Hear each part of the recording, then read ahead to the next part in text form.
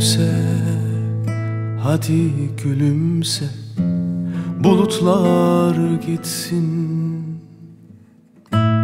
Yoksa ben nasıl yenilenirim?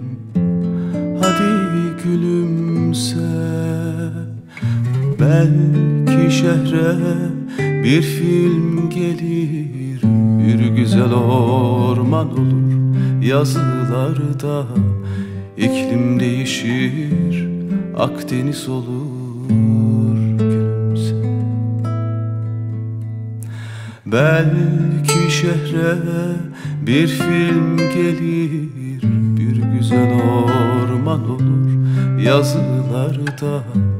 İklim değişir, Akdeniz olur gülümse.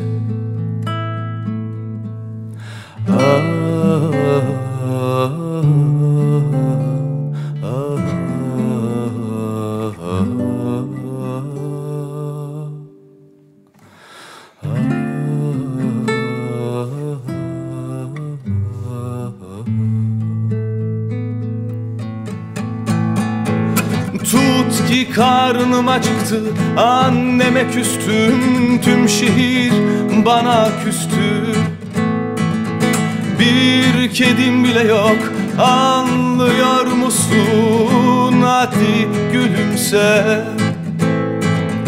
Tut ki karnım acıktı, anneme küstüm, tüm şehir bana küstü. Bir kedim bile yok, anlıyor musun? Hadi gülümse. Belki şehre bir film gelir, bir güzel orman olur yazılarda. İklim değişir, Akdeniz olur